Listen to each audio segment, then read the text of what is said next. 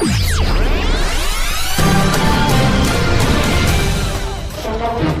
that really your idea of how to run a newspaper? I don't know how to run a newspaper, Mr. Thatcher. I just try everything I can think of. You realize you were talking to a journalist.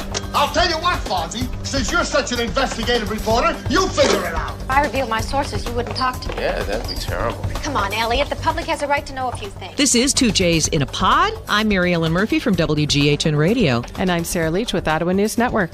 It's been a very busy week. There were lots of long meetings at the county level. So why don't we start there, Sarah? Yeah, there was a laundry list of things that I think were noteworthy. I think that we should probably start with, there was an update by the CMH director, and he discussed the Medicaid funding crisis that is happening across the state. And he highlighted the fact that Ottawa County, in his estimation, is being underfunded compared to other states, because something that we've talked about before is that there's a difference between who receives those services. So there's the people who have disabilities who receive that funding, and then there's people who are more economically challenged who receive that funding. Mm-hmm. And even though they get the same services through CMH, they're funded differently by the state. So people with disabilities actually get more per capita from the state than the people who are economically challenged. Got it. And so we have more of those than we do of the people who have disabilities. Therefore,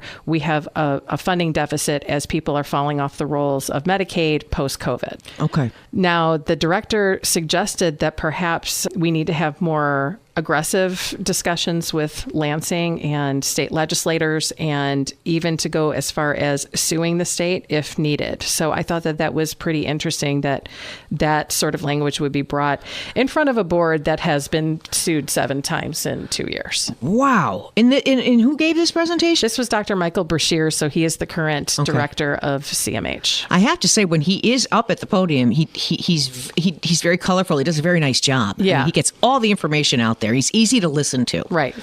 You know, when you're combing through those meetings. Right. Insert eye roll. See, we have no video yet for the podcast, but soon you'll be able to see the... Go ahead. I know I'm going to need to start brushing my hair.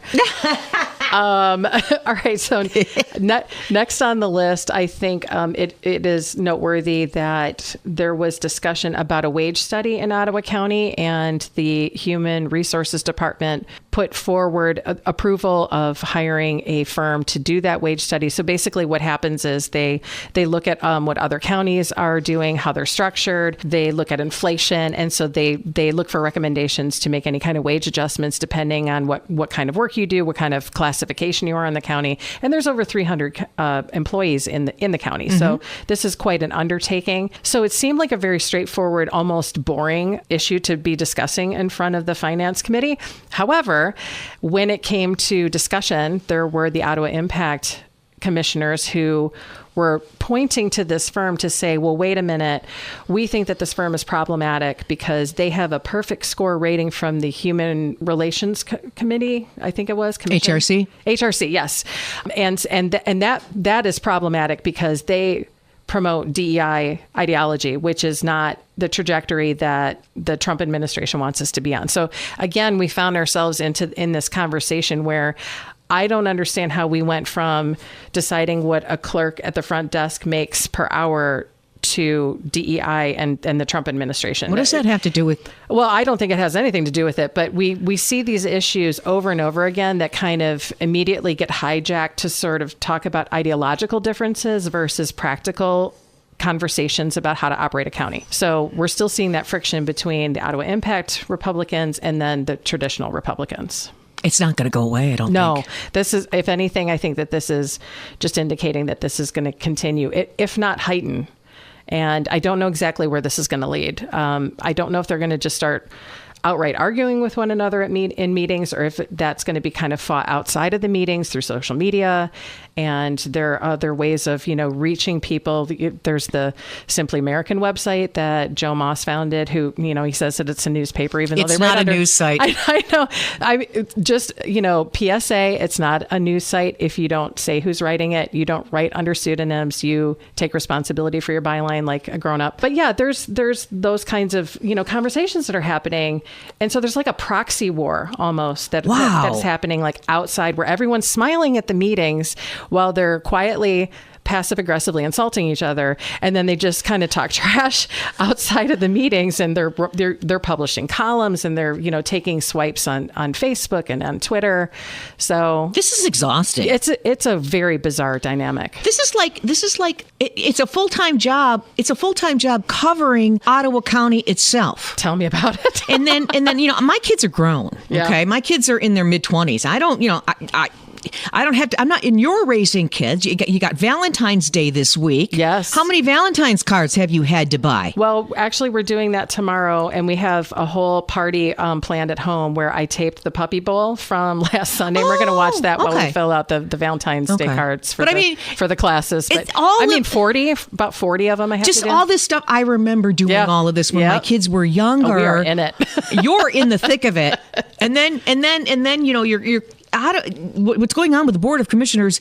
A newsroom could use a full-time person just to cover that. Yeah, it's true. I mean, I know that almost all of the other news outlets, regardless of medium, struggle to figure out how to attack this coverage because there's just so much to unpack. Like there was one thing that only lasted for about 2 minutes, but it is very noteworthy, and that is about the Crockery Lake contract, which there's been a lawsuit that's been challenging the legality of that agreement. Apparently, that funding has not been paid out from the county to the vendor who has the contract with Chester Township.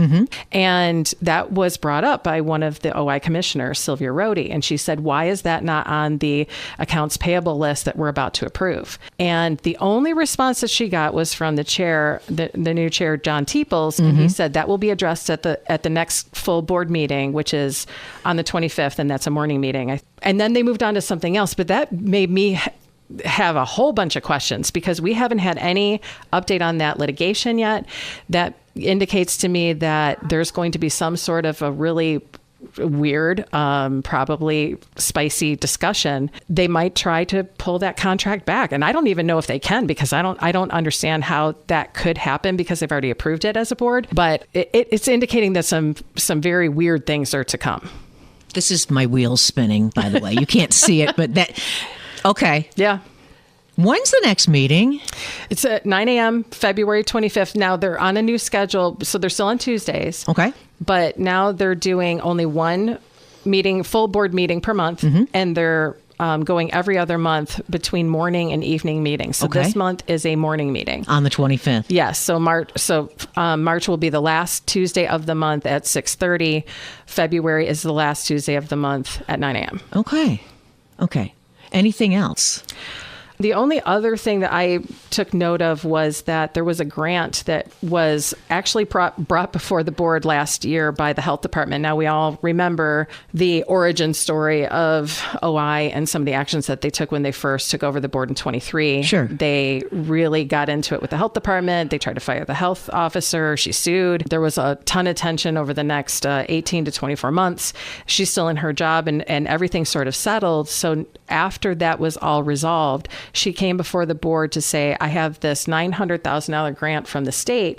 And what it is intended to do, it is supposed to basically be an emergency fund in case we have another outbreak of COVID, if there's other infectious diseases where we have some sort of an outbreak, which we're seeing more and more now that fewer people are getting vaccinated, which please vaccinate your kids. Anyway, so this can be used in a variety of ways. It can be used for smallpox and measles and mpox and, all of the stuff. The issue is that the term COVID is in the label of the grant. And so the Ottawa Impact commissioners made this, big to-do last year in rejecting the funding to say, we don't need this in a savings account if we have another pandemic or if we have an outbreak of something else, because COVID's over. We need to stop taking money from the state. The more money that counties take from the state is just going to encourage the state to dictate, how county governments are run, which I don't understand the logic there, because if nothing happens and if no outbreak happens and if the funds aren't needed, the money gets returned to the state. So you only use what you need, and then it's there if you need it. So what's this all about? It's not like we're kind of on this dole, this sort of idea that, we're like on some sort of government welfare. It just doesn't hold up. So the other day, when it comes before the board again, the OI commissioner said, well, we have addressed this and we have already rejected this, and here's why. And they renewed all of their arguments again.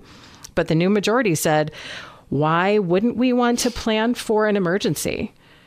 And there's no real answer to that, but we just kind of see like sort of these parallel conversations, like they're talking over and around each other, but not with each other. There's no real true discourse that's happening because there's just entrenched ideology. Wow. There's a measles outbreak in Texas right now, 24 cases near Lubbock. Every day, my news service will tell me about another outbreak. But who knew that the label Typhoid Mary would actually be relevant in 2025 and not just a punchline? Yeah, you're right.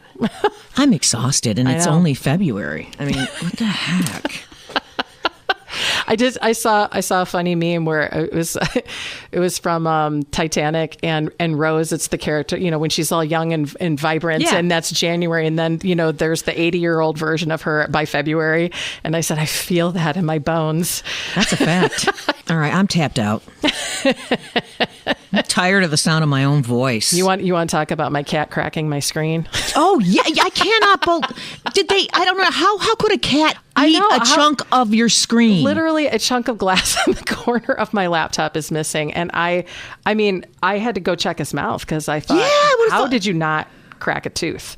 You're kiddting me. Yeah. So now you have to have the whole laptop replaced. Yeah, the whole screen. Well, it's lit. You can tell because it's bright, but it's black bright. Yeah, and that's something that you use all the With time. With a kaleidoscope of colors.